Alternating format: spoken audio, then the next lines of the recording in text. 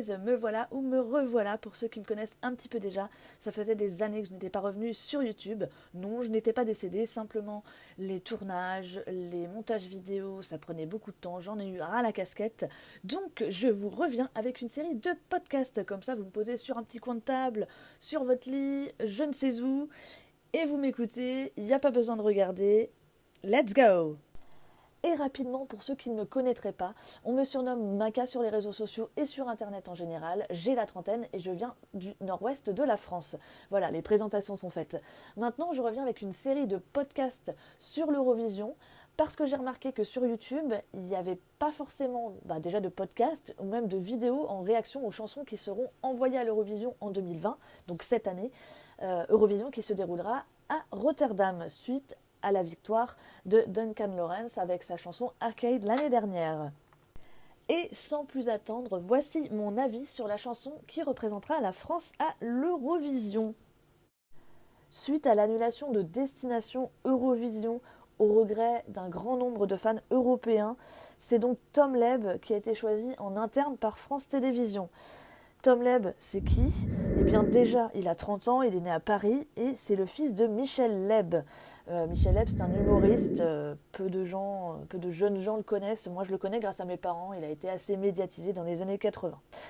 Tom est aussi acteur, on l'a vu jouer dans Le Sous-Soleil. Il a d'ailleurs été taclé par son ancienne collègue Nadège Lacroix. Bon, pourquoi pas. Il a joué aussi dans Section de recherche et il a joué au théâtre aussi avec son père dans l'adaptation française de Madame Doubtfire. Bon, pour tout dire, moi, mon cœur ne bat que pour Alma, qui a représenté la France en 2017 avec Requiem, dont voici un petit extrait pour le plaisir de vos petites oreilles. Will you take me to paradise? With you nothing ever dies. You take my smile and make it bright. Before the night erases the light. I won't go below silver skies. The only dark is in your eyes. On pleure mais on survit quand même. C'est la beauté du Requiem. Le nom de Tom Leb est donc tombé, moi je le connaissais absolument pas. Il chante d'ailleurs principalement en anglais et il parle très bien anglais, donc ça c'est super pour les pre-parties et les interviews qu'il va devoir faire en anglais, ça c'est vraiment super, il a un super accent, donc je suis ravie, on va pas se taper la honte avec des gens avec un accent en mode Hello, how are you, hein. Nous sommes le 23 février et la chanson de Tom, The Best in Me, est donc sortie il y a une semaine jour pour jour. Donc la chanson a été écrite, composée et que sais-je par Thomas Jason, je sais pas si je prononce bien, Peter Bostrom, John Ludwig. Alors lui, je le déteste. Ah bah je ne peux pas. C'est bien simple, je ne peux pas. C'est physique, c'est tout. Je n'aime pas, j'ai la sensation qu'il a un caractère pourri. Et Amir et Tom, Amir, 6e de l'Eurovision 2016, ont participé aussi à la chanson. Donc moi je devais découvrir, comme beaucoup de gens, la chanson donc avec Tom en haut de la Tour Eiffel à 20h50 sur France 2. Mais en fait la chanson a leaké dans la matinée de dimanche. Donc moi j'ai pu l'écouter comme beaucoup d'Eurofans avant ceux qui ont attendu dimanche soir.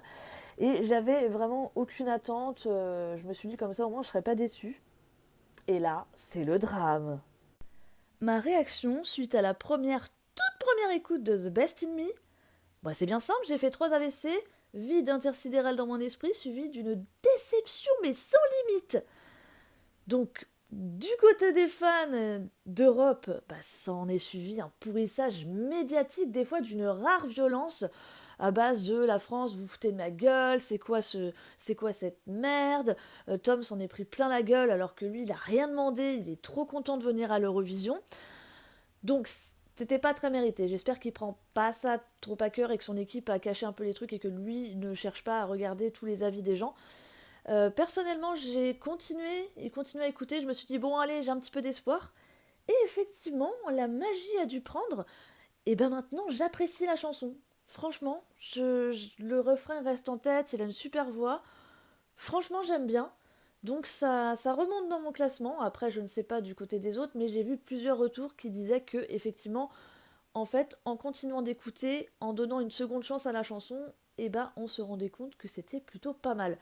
Je vous laisse le soin d'aller sur Spotify, YouTube, tout ce que vous voulez, Apple Music, iTunes, tout ce que vous voulez, parce que la première version de cette vidéo s'est fait bloquer immédiatement parce que j'avais diffusé un extrait de la chanson. Donc pour éviter cela, je vous laisse le soin d'aller par vous-même écouter la chanson. Côté bookmakers, parlons-en aussi. Alors il y a quelques jours, c'était encore l'Italie qui était favorite pour gagner le concours. Préfère me faire fusiller sur place publique plutôt que ce soit l'Italie qui gagne. Et maintenant, c'est la Lituanie. C'est pas ma préférée, mais elle est sympa. Et nous, la France, nous sommes 20e. On est remonté un petit peu. On est 20e sur 41 pays. Donc on est en moitié. Ça va encore. Donc je sais pas, est-ce que les gens comme beaucoup changent d'avis? Parce qu'il y en a quand même, il n'y a pas que moi, il y a quand même pas mal de gens qui changent d'avis sur la chanson, qui disent finalement c'est pas si dégueulasse et c'est plutôt sympa. Donc il va y avoir aussi le staging, donc la mise en scène qui va compter en mai pour Tom. J'espère, déjà il va pas être avec sa guitare visiblement d'après ce qu'il a dit, ça sera lui tout seul sur scène, donc J'espère qu'ils vont lui faire une mise en scène sympa parce que franchement, s'il est planté seul et qu'il n'y a rien derrière, je sais pas que, ce que les Pays-Bas vont accepter, les LED, des choses comme ça. Donc on verra bien, j'espère qu'ils vont lui proposer une belle mise en scène, qu'ils vont lui faire une belle mise en scène. Après, bon, il est plutôt beau gosse, donc il plaît déjà à pas mal de gens en mode on votera pour toi, même si ta chanson c'est de la merde, t'es beau, c'est le principal. Donc on va croiser les doigts. On sait pas, bon, il y a le temps, hein, c'est en mai, mais bon, on verra bien. De toute façon, les bookmakers, ça faisait Amaury Vassili, soi-disant, on était favori pour gagner. Bon, alors là, c'était sûr.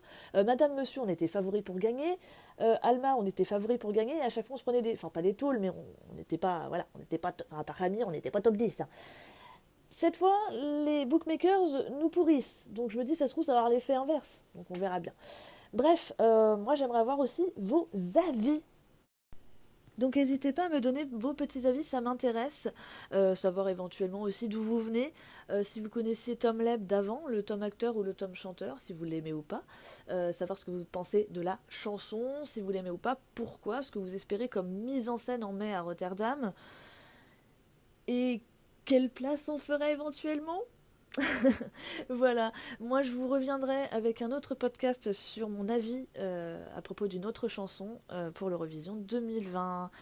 Et voilà, n'hésitez pas à vous abonner et à partager éventuellement, ça fait toujours plaisir. Et moi je vous dis ciao les bigorneaux.